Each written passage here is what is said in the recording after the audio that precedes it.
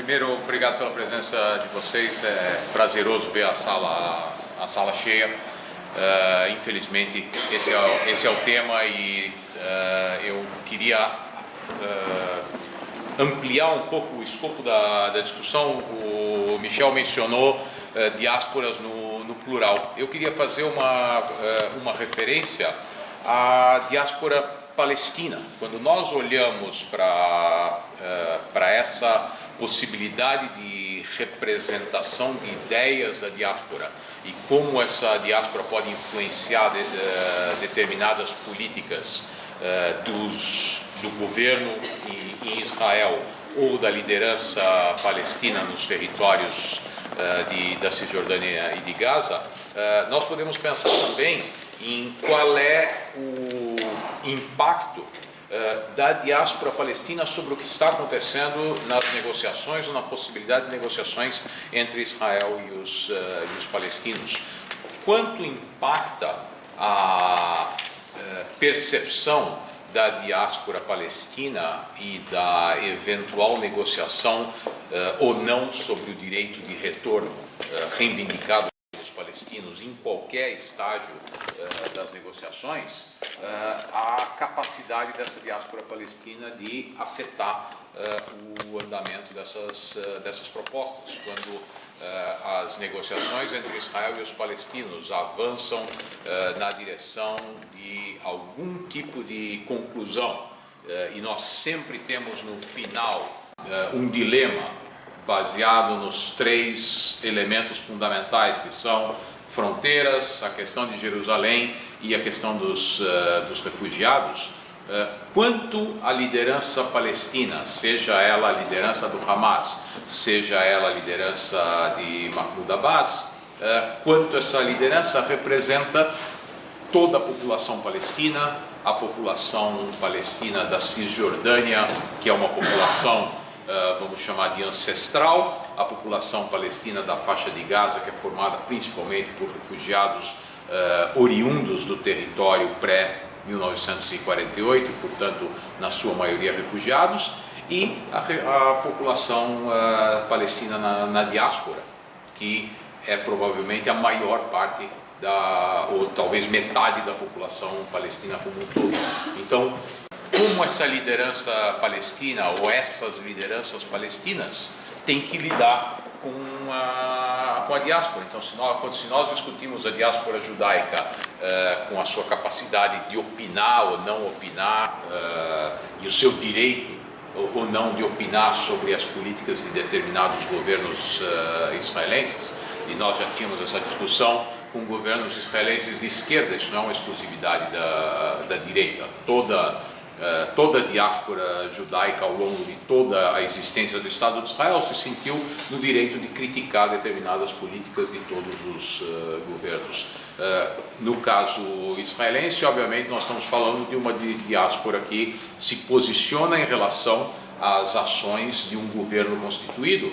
No caso da diáspora palestina, nós vemos figuras como Edward Said, por exemplo, ou Rashid Khalid na Universidade de Nova York, criticando posicionamentos da liderança palestina, seja ela a liderança do Hamas, que se recusa a aceitar a existência do Estado judeu e propõe a substituição de Israel por um Estado palestino governado pela Sharia, ou um governo de Mahmoud Abbas, que propõe a criação de um Estado palestino independente ao lado de Israel, mas ainda não se posicionou claramente em relação ao chamado direito de retorno dessa diáspora palestina. Então, esse conflito em Gaza, se nós estamos pensando ou estamos olhando para esse conflito como o foco dessa questão diaspórica, tem a ver também com quem representa o povo palestino e com que proposta de avanço em possíveis negociações.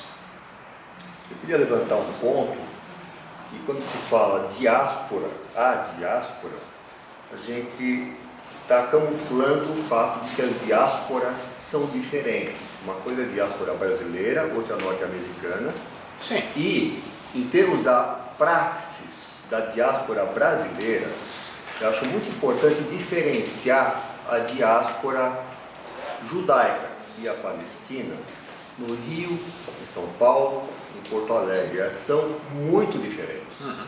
E, em termos de praxis, eu coloco o seguinte: o ponto onde pode haver maior possibilidade de aproximação, de diálogo que influencie Israel e a Palestina, não é nem aqui nem no Rio, é em Porto Alegre, por características sociológicas específicas das comunidades judaica e palestina. Então eu estou levantando essa questão para que a gente discuta essas coisas assim no genérico, mas também põe o pé no concreto em termos de que ações políticas a gente pode, pensando como sionista, nessa categoria que o Michel trouxe aqui, um sionista crítico, tá certo? Como que ações práticas a gente pode adotar e onde e como.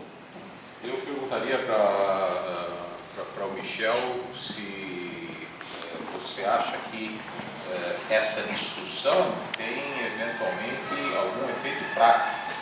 Quanto essas diásporas, qualquer que sejam elas no Brasil, têm qualquer capacidade de influenciar qualquer política no Oriente Médio, seja pressão eventualmente de uma diáspora palestina, seja a discussão entre a diáspora judaica e palestina em Porto Alegre, São Paulo e Rio. Na minha opinião, e eu não sou especialista no assunto, eu acho que o efeito é zero.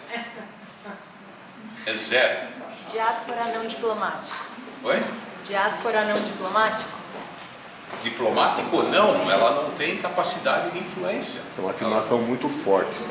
Desculpa, eu estou dizendo, não é a minha especialidade são conflitos internacionais. Então, efeito diplomático de discussões entre diásporas realmente foge da minha área de conhecimento, ponto para debate, mas é o meu feeling. Concreto. É o meu feeling, pode ser um bom ponto para debate, não sei se o Michel tem. Eu acho assim, primeiro eu acho que a categoria de diáspora é importante. Eu não abriria a mão dela, apesar dela ser muito diversa. Quer dizer, eu acho que a categoria de diáspora é uma categoria importante para ser tratada como tal. Eu não tenho dúvida nenhuma que a diáspora palestina é diferente da diáspora judaica, até no processo de formação. Mas eu não abriria a mão do conceito de diáspora para determinar ambas, e para determinar os Estados Unidos e tal. Eu acho o seguinte, eu infelizmente, dor no coração, tendo a concordar com Samuel. Eu queria discordar, eu queria dizer, não, vamos fazer um movimento aqui. Eu só tenho dúvidas, Samuel. Eu só tenho dúvidas quando a gente fala em acadêmicos. Eu acho que a diáspora intelectual, ela tem cada vez mais possibilidades de intromissão, de criação de redes, de possibilidades de diálogos, etc. e tal. Eu dei o exemplo do Rashid Haribulé, porque ele é extremamente crítico da liderança. Isso aí também era. Exato. Ele apresenta a liderança laica palestina como corrupta, como sequestradora dos direitos. Vou dar um exemplo. Etc. Eu dei um curso em Birzeit, na verdade Birzeit, tá?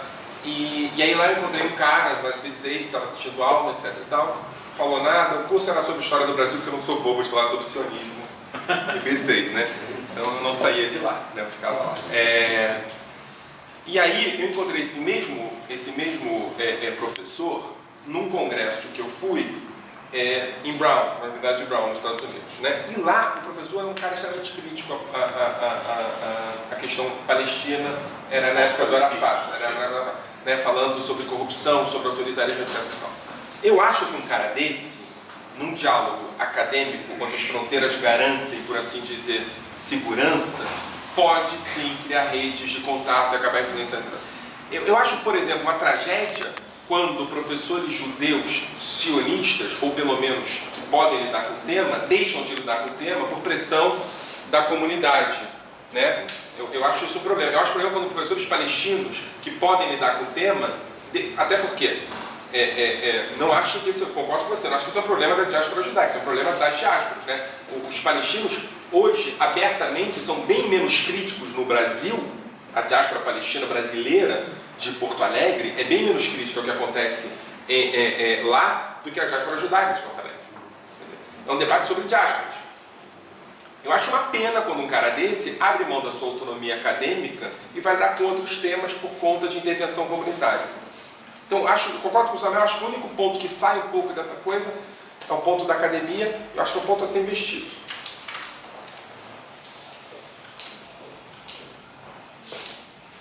Ok, nós temos meia hora para perguntas, então... De que forma eu poderia criticar, por exemplo, o governo de Israel numa questão pontual, se eu vejo aqui no Brasil uma população muito desinformada, com muitos preconceitos, e que, na verdade, toda vez que eu opino ou que eu, de certa forma, entro nesse assunto, eu vejo que eles não querem realmente entender a situação e que se eu criticar algo pontual, que eu não concordo com o governo, eles acham que todo mundo é uma coisa só. Israel é uma coisa só, os judeus são todos uma opinião só. Então, ao criticar o governo, se torna uma coisa muito maior. Qual é o seu nome? Ariela. Ariela, a pergunta é mais pragmática. Qual é a alternativa? Que a alternativa é não criticar o governo, né, nessa perspectiva. E se eu não critico o governo, eu estou, em última instância, dando o carimbo de aprovação a um governo que eu posso ter discordâncias profundas com ele, correto? Não, eu acho que o que ela está perguntando é como ela pode criticar o governo sem que a crítica dela se transforme num instrumento de negação do direito de existência do Estado de Israel no limite. Então vamos... alguma organização... Então, Ariela, vamos pensar com a alternativa. A alternativa é não criticar o governo. Tá? Isso te deixa numa situação... É mais do que isso, né? Eu me sinto um gay que não saiu do armário. É insuportável. Eu não posso dizer o que eu acho sobre o risco das pessoas acharem que eu estou falando mal de Israel. Tá? Então, aqui te coloca no lugar de agência passa a ser um lugar de submissão absoluta a uma perspectiva que você não pode se manifestar. Eu me sinto bem criticando lá, mas não criticando aqui. Perfeito. Então, esse é o primeiro ponto. Então, você vai para lá, faz aliar e resolve o problema. Só que não resolve, porque a tua questão não é essa. A tua questão é como é que eu posso criticar o governo de Israel sem parecer uma pessoa que está discordando do Estado de Israel. E aqui eu vou para o segundo ponto, que eu acho que é um ponto a ser pensado. Tá? Um dos maiores problemas, e eu de novo vou usar o termo, porque é um termo que eu fiquei um tempão sem usar, mas acho que agora eu vou começar a usar, um dos maiores problemas do antissemitismo que há é que ele se coloca a partir da percepção de que o judeu é e não os judeus são. Nesse sentido, a ideia de que não há diversidade no judaísmo e, por conseguinte, no Estado de Israel, é uma ideia que contribui para as noções mais arraigadas do antissemitismo, que é um complô internacional do ok? Eu teria mais fé nas pessoas de que elas podem acreditar e entender que a ideia de crítica ao governo não constitui uma ameaça ao Estado. O que pode constituir uma ameaça ao nosso lugar de judeu é justamente a interdição da crítica. Porque eu vou estar justificando e dando carimbo para essa noção do antissemitismo de que eu sou parte de um grupo monolítico. Isso, no nosso dia a dia, é muito ruim, principalmente no caso dos judeus, que são acusados, de lá vem o antissemitismo mais potente, de ser um. Então, se eu critico Lula ou a Dilma fora do Brasil, eu não estou correndo o risco de ser considerado um antinacionalista. Se eu critico o governo Bibi profundamente no Brasil, eu não posso correr o risco, porque isso está dando poder à voz do antissemita, que está esperando que você não critique, que você é judia, e os judeus e não são. Eu acho que criticar enquanto sionista, tá? Eu estou falando no meu caso, porque eu sou sionista. Não estou falando no caso que não é sionista, porque é um problema dele, né? No meu caso, que eu sou sionista, eu dizer, é isso, e eu estou falando enquanto sionista, é isso, é uma aula de Asbará, meio complicado que eu estou fazendo, né? Eu sou sionista, eu só vejo solução. Eu vejo um problemaço se você falar, não posso falar de Israel porque eu sou sionista. É ficar refém do antissemitismo. Tem tinha uma galera aí. Tem ninguém aqui para fazer isso, não, Daniel? A gente podia fazer o seguinte, já que não tem tanto tempo, a gente podia fazer uma rodada de algumas questões e aí vocês respondem em bloco, tudo bem? Então, Vamos ver, quando vocês aí pedir, aproveitar, já que tem muita gente de mão levantada, pedir para ser bem objetivo na questão, se possível começando com o que, por quê, onde, como e terminando com um ponto de interrogação. Então, Ela tava, quem que levantou a mão? eu acho que ela estava na fila. Eu só ia voltar talvez na questão da diáspora, porque eu acho que de alguma forma nos toca. E queria saber, tem que ser uma pergunta, né? Queria saber o que vocês acham de pegar outros exemplos de outros conflitos, por exemplo, a Irlanda do Norte e o papel da diáspora na pacificação do conflito com a Inglaterra, e tentar talvez tirar o caso de Israel e Palestina como se ele tivesse, não fosse único em suas dimensões e qual foi o papel da diáspora nesse sentido, e talvez diferenciar o que seria uma influência da diáspora brasileira e em oposição à diáspora americana, que tem talvez mais armas em todos os sentidos para modificar a política, quer dizer, talvez complexificar que a diáspora não tem nenhum impacto. Qual seria esse impacto usando outros exemplos? Ok, como ouvir mais duas para quiser fazer? Bom, antes de uma conta, deixa eu ver, vou me organizar.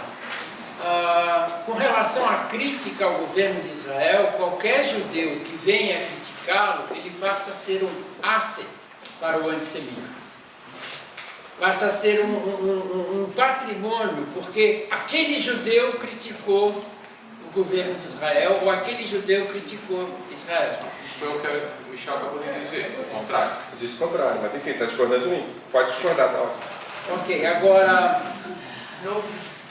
uma coisa importante que eu gostaria de levantar é o seguinte: o sistema educacional palestino ou o sistema educacional do Hamas refletem o anseio de entrar em um tratado de paz com Israel?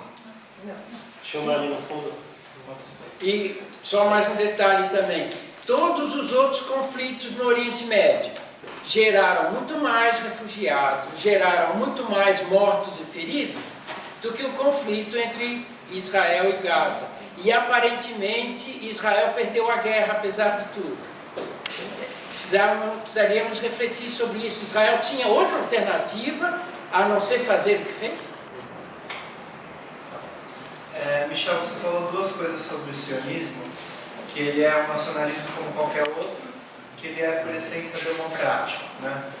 Eu ia comentar uma coisa que eu ouvi recentemente em umas palestras no YouTube daquele Shlomo Sand, seu colega historiador lá da Universidade de Tel Aviv. Colega dele, sabe? Não, eu sou cientista político, historiador é você.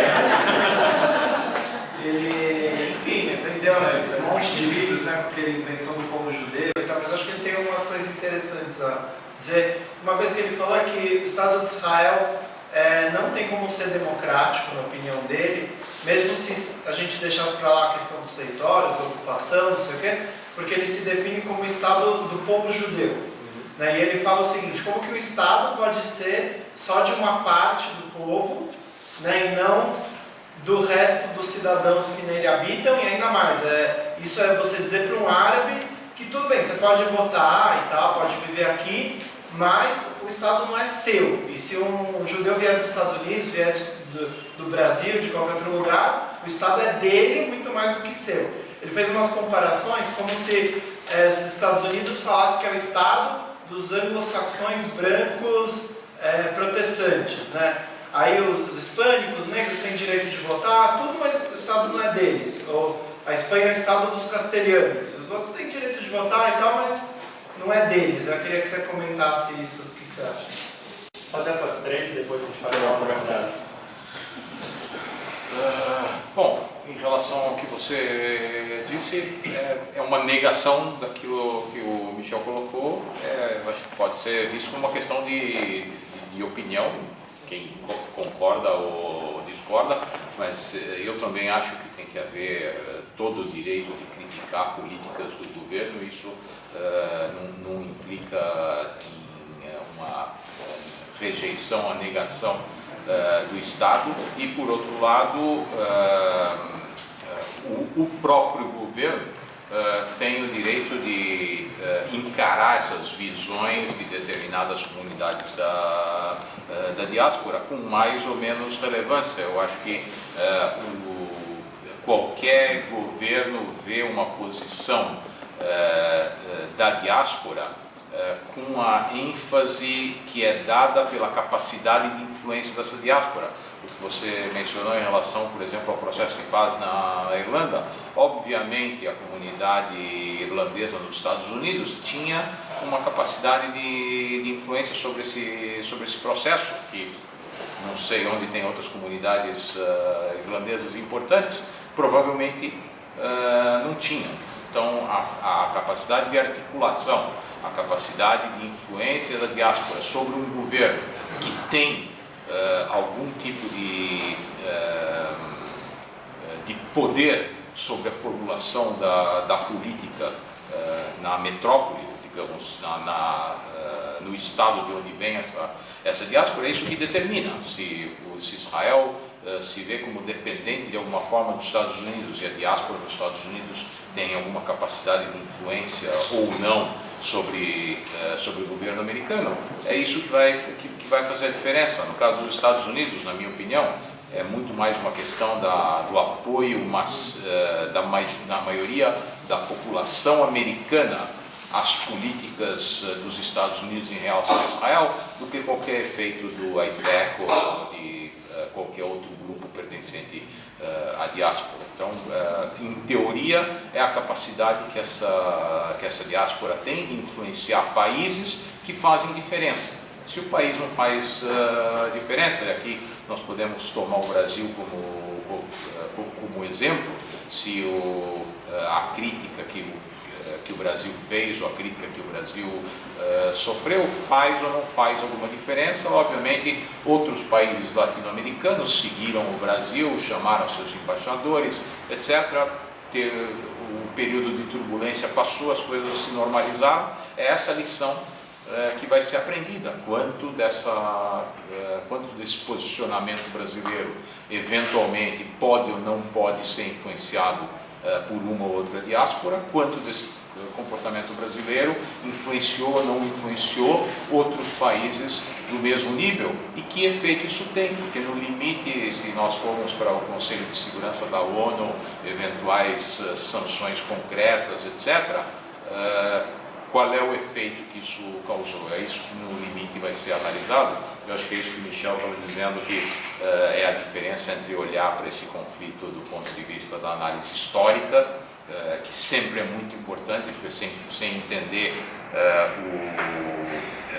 os elementos históricos não dá para fazer uma análise do que está acontecendo, nem eventualmente traçar cenários, mas qual é a visão do cientista político, do analista de relações internacionais sobre o efeito desses elementos, do conflito específico em Gaza, das repercussões diplomáticas, de como cada um desses países que de alguma forma fornece insumos para esse conflito, consegue efetivamente afetar os acontecimentos e modificar eventualmente o comportamento desses atores. Eu acho que os últimos eventos mostram que a capacidade de influenciar esses eventos é muito pequena. Bom, eu concordo com você, eu acho que tem que ter concordo também com o Samuel, eu acho que tem que ter uma análise muito comparativa, muito cuidadosa de diásporas para diásporas.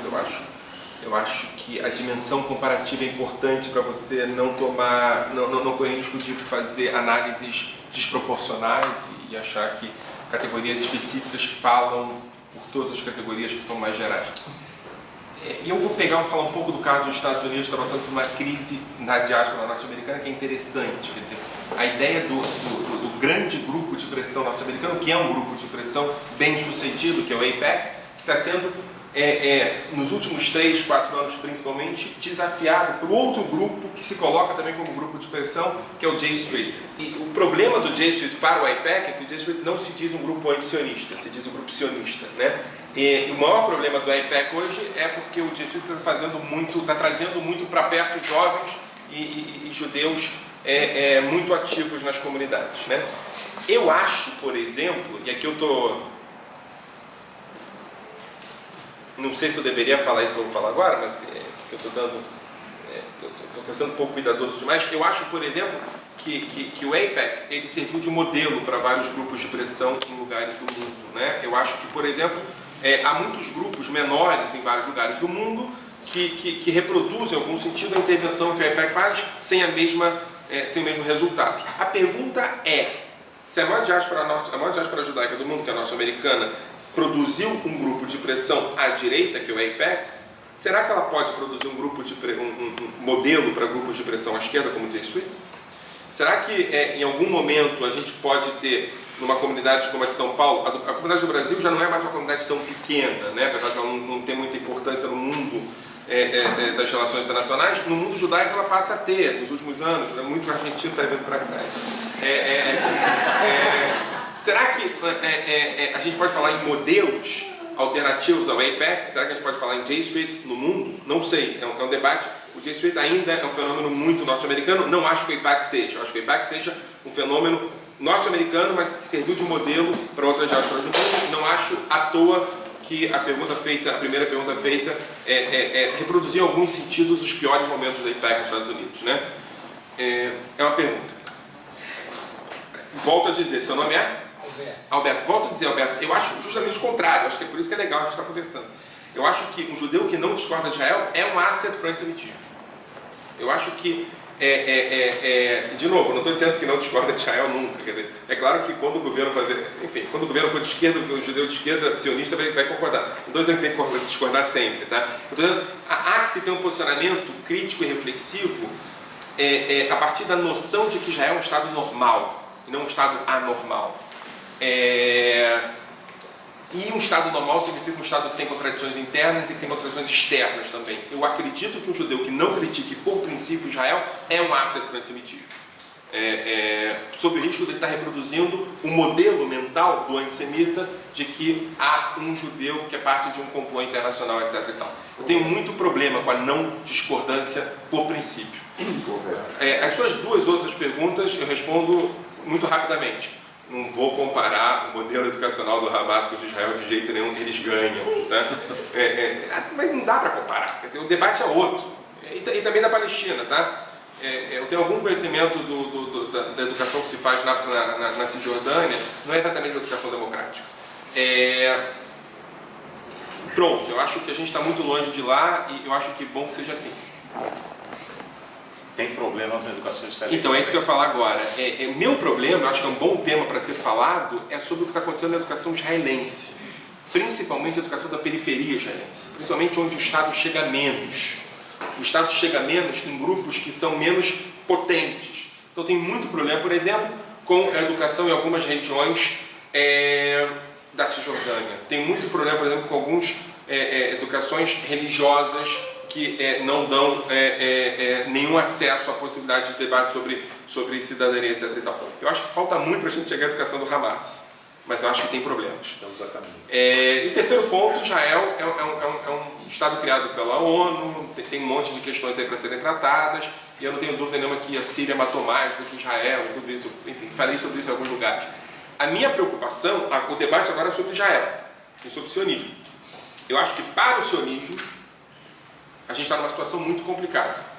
E acho que a gente tem que pensar o sionismo. Essas comparações com os países que têm relações muito complexas com suas próprias populações, eu acho que não contribuem para uma análise, a não ser que seja para uma análise pontual e tática num debate com o outro. Eu acho que aqui eles ganham. Entendeu? 3 mil, enquanto fui lá, sei lá, quantas pessoas têm mortes na Síria? 350 mil? 360. Ganharam, tá bom. E daí? Sand. Shlomo Sand, não sei se você leu o artigo que eu escrevi sobre ele, não somos exatamente amigos, mas primeiro eu acho importante saber o seguinte. Eu falei do Stenhouse e falei do Avner, aqui deixa eu falar de outros tantos. Importante notar quem são os autores israelenses traduzidos para o português. Isso é um tema. Quer dizer, o Benimot foi traduzido, foi um esforço pontual, etc. E tal. Mas tem uma política editorial aqui que traz a tradução para autores com uma perspectiva muito específica. E o Sand, ele tem uma questão ali, de princípio, para um historiador, que é muito complicada. Essencializa o debate sobre Israel. Eu não tenho dúvida, essencializa o debate sobre Israel. Eu não tenho dúvida nenhuma que qualquer coisa que Sand falou sobre sionismo, ele poderia falar ipsiliter sobre qualquer outro nacionalismo. Eu não tenho dúvida alguma que qualquer nacionalismo é uma invenção de um grupo hegemônico e poderoso, que a partir dessa referência, desse poder pontual que ele tem, a partir de luta em conflito, não sei o que, ele acaba vinculando grupos que não são diretamente relacionados àquele grupo poderoso pontual, e faz, isso não é o sionismo, isso pode ser os gauleses, isso pode ser os protestantes americanos, pode ser qualquer coisa.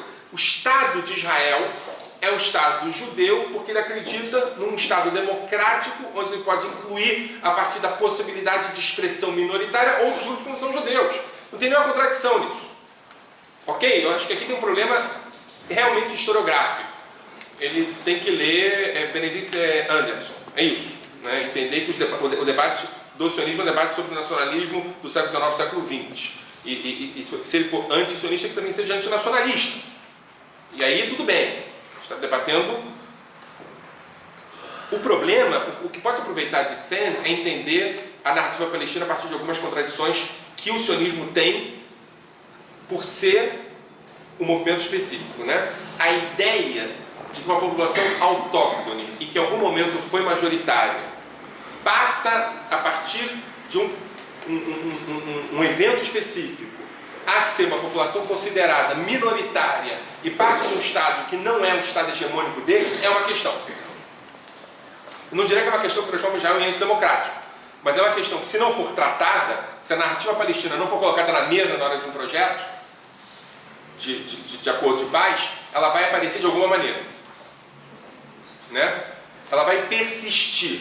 Então, o que Sand contribui é o que ele não fala. É sobre a ideia de que um Estado que, a partir das suas especificidades, que poderia também acontecer em outros estados, transforma a população autóctone em uma população minoritária e que tem que lidar com essa população autóctone enquanto população minoritária, que deve ter direitos específicos, eventualmente direitos de recuperação de identidade, como a gente está fazendo aqui no Brasil com grupos específicos, isso é claro. Eu acho que eu aproveitaria de Sand isso, e não aquilo. A questão não é se a diáspora deve ou não tomar posição, porque ela já toma. Assim, pelo menos os representantes, né, das instituições judaicas tomam posições muito claras, que são geralmente de alinhamento automático a Israel. Então a questão é se a diáspora pode tomar outra posição que não seja de alinhamento automático, porque a de alinhamento automático está sendo tomada. E assim, todas as entrevistas que tive em televisão, artigos de jornais, eu acho que há poucas variações em torno desse alinhamento automático, né? Eu acredito, diferente do que falou Samuel, que as ideias elas têm um certo papel na história, né? Elas podem começar fracas, podem pintar aqui e ali, mas em certos momentos, ideias que começaram muito fracas podem se tornar majoritárias e hegemônicas. Um exemplo dela é o sionismo, né? O sionismo, quando começou, foi uma ideia de uma minoria judaica. A maior parte do povo judeu não apoiou o sionismo. E hoje a coisa virou. Eu acho assim que a questão de Israel, ela interpela os judeus da diáspora. Eles queiram ou não, ela acaba interpelando os judeus. Então, eu acho que, mesmo que tenha pouca influência, o que vai, de fato, mudar ou não a política do governo israelense, enfim, acho que alguma influência pode ter, porque eu, por exemplo, tenho 2 irmãos, um sobrinho, um cunhado em Israel. Então, eu conversando com eles, já é um grão de areia. Eu acho que a gente tem o dever, enquanto judeus, enquanto tradição, né, judaica, que tem certos valores, de debater da forma mais franca, crítica e democrática possível. Eu não quero que você me entenda de forma errada. Eu em nenhum momento disse que o debate não deve existir. O que eu disse é que eu não acredito na capacidade de influência. Então, eu estou contrapondo. Eu acho que pode, até porque assim, a gente hoje tem possibilidade de se comunicar com os judeus americanos instantaneamente. Então, quer dizer, as redes elas mudam, acho que potencializam um pouco a atividade de grupos. Eu acho, enfim, estou colocando isso, porque eu, por exemplo, eu não me posiciono como sionista, porque eu acho que o sionismo é um projeto realizado, né? É um movimento nacional que já se realizou. Eu acho que é inaceitável alguém ser anti-Israel, a existência de Israel. Eu acho que isso não é um debate. Isso foi um debate talvez na década de 10, 20, do século passado. Eu não aceito esse debate. É inaceitável alguém questionar a existência de Israel. Portanto, eu não preciso ser sionista para afirmar a existência de Israel. Essa é a minha posição pessoal. Para tantas outras coisas vale a pena, tá? O sionismo não é só a existência de Israel, não. Tem várias outras coisas. Não, tudo bem. Não vamos interditar o sionismo. Não, essa é a minha posição. Mas assim, não me coloca como internacionalista. Eu acho assim, se eu defendo o direito de autodeterminação pelos judeus israelenses, eu vou defender também o direito dos palestinos a ter, enfim, também poder ter um Estado. Né? E se o Estado que eu me identifico, embora não necessariamente seja sionista, faz uma injustiça, eu não preciso me calar perante essa injustiça, porque quando faz uma coisa boa, eu não vou me calar também. Então, eu concordo totalmente com o Michel quando ele falou que o que incentiva o antissemitismo é a uniformidade, a falta de democracia. Porque a gente vê, nesses movimentos anti-Israel, existe um núcleo antissemita, mas existe muita gente que vai de alegre, muita gente que vai na confusão, e quando tem contato com os judeus que pensam diferente, essa pessoa pode mudar. O antissemita eu não acredito que vai mudar, mas essas pessoas que muitas vezes estão na confusão, estão, enfim, levadas pelo peso que esse assunto tem, elas podem mudar sim. Marcelo, última pergunta, depois lá no fundo alguém vai O Rogério levantou o braço, agora amarelou, né? Bom, Marcelo, bom, é minha impressão e acho que a gente chegou a essa conclusão que falta autocrítica dentro da diáspora judaica brasileira. É a impressão que eu tenho, pelo menos, não sei se vocês concordam. Aí eu queria diferenciar entre as pessoas. O que você chama de autocrítica? Crítica ao sionismo a Israel. Sim, autocrítica como sionista. Eu queria tentar diferenciar qual parte dessa diáspora não faz essa autocrítica por não ter acesso às informações que permitem essa autocrítica, que é saber do confisco de terra na Cisjordânia e dos problemas legais com relação aos palestinos, enfim, não ter acesso por a informação não chega até eles e não conseguem fazer essa autocrítica, e qual parte dessa diáspora prefere focar todos os seus esforços de debate nos problemas que, enfim, a Hasbará coloca, né? Que é o Hamas, a educação do Hamas, e o Abbas com a tese de mestrado dele sobre a existência de Israel, enfim. Qual parte ignora e qual parte opta por ignorar? Vou só terminar a rodada, a gente já volta aqui. A pior coisa é que os caras sabem o botão para apertar para te torcer, né? O amarelou, ele mudou. Eu quero perguntar sobre o papel financeiro nessa história. Eles têm um Adelson fundando Israel Hayom, um claro impacto de alguém da diáspora no processo político israelense. Nos Estados Unidos, uma das formas de pressão da AIPAC sobre J Street é que os grandes doadores são a AIPAC. Então, se manifestar como J Street, uma entidade comunitária, fecha a torneirinha para os grandes doadores, eu queria saber especificamente na dimensão brasileira, se vocês dois acham que tem uma dimensão financeira também para esse debate. Eu queria fazer uma observação, uma coisa que eu acho muito importante, ancorada numa dúvida ou perplexidade que a jovem, como é teu nome? Ariela. Que a Ariela colocou. Eu acho muito importante porque está na base do que podemos fazer. Nós que temos um pensamento crítico, por outro lado, existe perante o antissemitismo, etc. Então, eu me permito dar um exemplo de um manifesto que nós fizemos, que nós criamos. Houve dois manifestos de judeus brasileiros. Um, digamos, leve, tentando contemporizar, etc. O outro mais incisivo, que foi não só de judeus brasileiros, mas foi de judeus brasileiros, argentinos e uruguaios. Em torno, digamos, a base foi, mas não só do historicamente chamados judeus progressistas. Certo? Nesse manifesto, eu fui um dos colaboradores do texto, nós fizemos questão realmente de enfrentar esse problema. Então, primeiro, é o Manifesto dos Judeus Brasileiros, judeus brasileiros e argentinos e uruguaios. Havia muitas pessoas que queriam aderir, que não eram judeus. Então nós explicamos, a força disso é de ser judeus. Sionistas ou não importa, entende? Isso é vergonha. Claro que seria muito importante se houvesse uma massa de judeus sionistas brasileiros, argentinos e uruguaios que se manifestassem criticamente.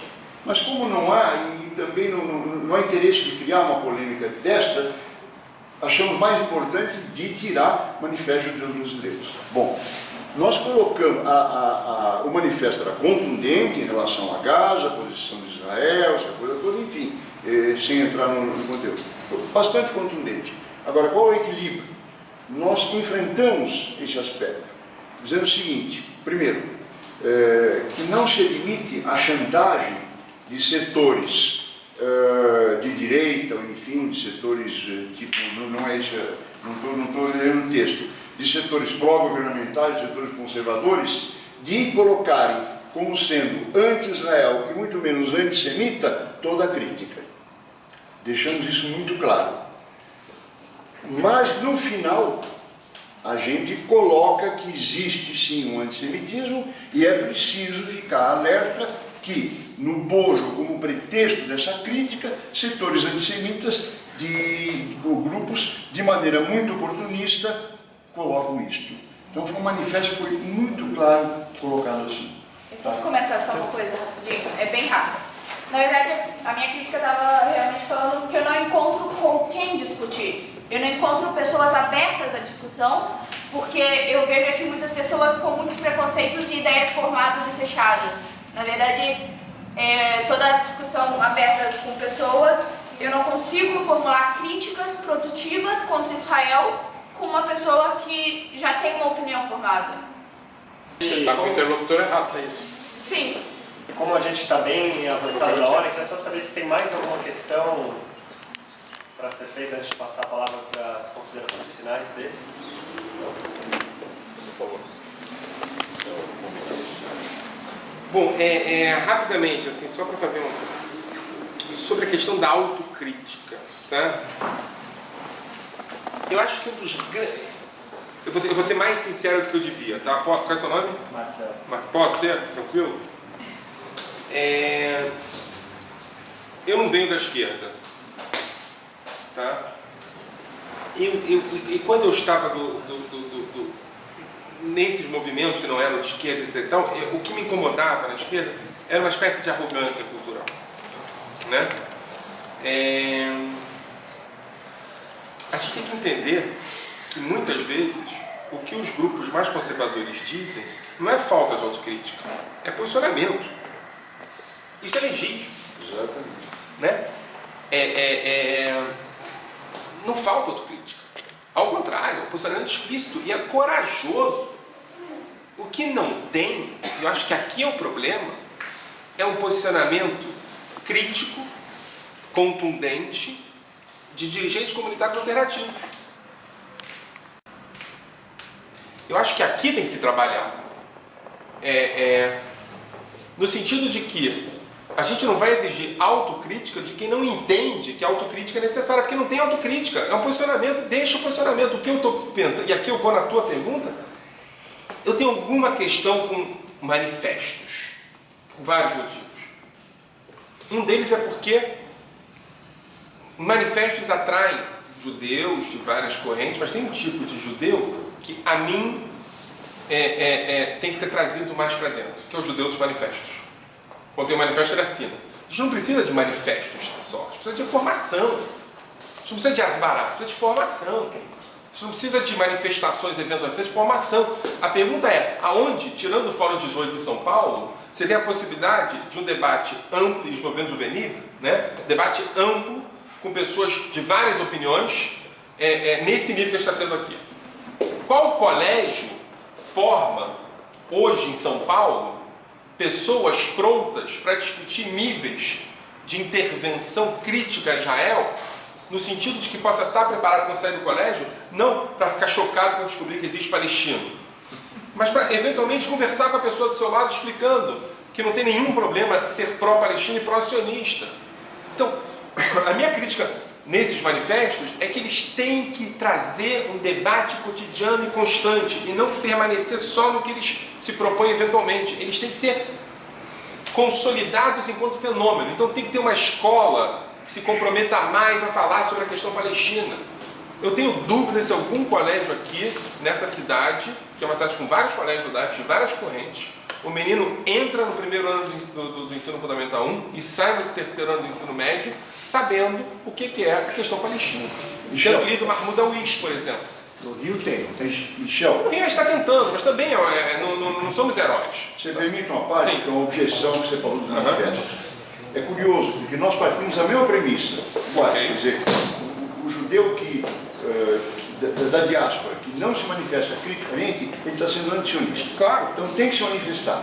Pois a minha questão é o seguinte: você, é claro que seria ótimo se o manifesto fosse no bojo de movimento político, organização, etc. Mas o manifesto ele pode ter a função de uma isca, e principalmente para que se saiba que nem todos os judeus apoiam a política do Estado de Israel. Isso é fundamental. Pois bem, então e para isso o manifesto se justifica. Então a minha proposta é que, além da isca, tem alguém segurando a vara.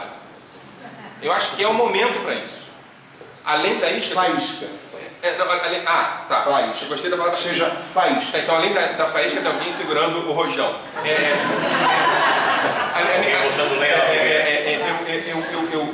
Eu acho o seguinte, e na verdade foi uma provocação que eu fiz para a gente se comprometer a estar construindo uma comunidade. A minha resposta foi mais para o Marcelo do que para você. Uma comunidade alternativa que faça as suas críticas como a outra comunidade que já existe, faça delas. Assim, eu acho que a gente não tem que desconsiderar a outra, a gente tem que construir uma comunidade, ou disputar espaço mesmo, disputar espaço com essa comunidade também. Existe gente tentando, agora é muito difícil. Não, mas o teu comentário em relação à educação vale para toda a sociedade, não é para a sociedade judaica. A sociedade como um todo é absolutamente ignorante do que está acontecendo e reage às manchetes dos eventos uma vez a cada tantos anos. No JuProg você tem isso acontecendo minuto a minuto, o tempo todo. Quer dizer, a Ariela disse que não tem com quem conversar, no JuProg você vai encontrar 300 pessoas com quem conversar. E discutir só uma questão de ordem que a gente vai precisar sair do prédio. Vou sugerir para que a gente faça considerações finais e depois a gente continue a conversa. Só ali, porque o Rogério, eu fiz o Rogério perguntar, ele perguntou. Eu acho que é a questão, Rogério. O debate sobre a questão do financiamento é a questão. Eu acho que é a questão. Eu acho que é isso que está acontecendo nos Estados Unidos. É um debate muito sério nos Estados Unidos. Sorte que o J Street está começando a conseguir formas alternativas de financiamento que não são só com os grandes doadores, mas pequenos doadores aos milhões, o que é muito importante. Não sei se você sabe, a comunidade nova-iorquina decidiu que parte dela, estou falando aos milhões porque foram 3 milhões de judeus de Nova York, então lá a coisa é sempre aos milhões, né? Então parte desses judeus decidiram parar de doar para o AIPAC, doar os pequenos doadores e doar para o J Street. Eu acho que esse é um debate. Eu acho, por exemplo, que se a gente não tiver... E eu acho que o que falta é formação. Se a gente não tem formação, a gente não vai ter com quem discutir. Então, eu acho que essa comunidade, se quer efetivamente começar a poder se posicionar, ela tem que começar a criar estruturas e instituições que formem seus jovens para que amanhã tenham que entrar. Obrigado.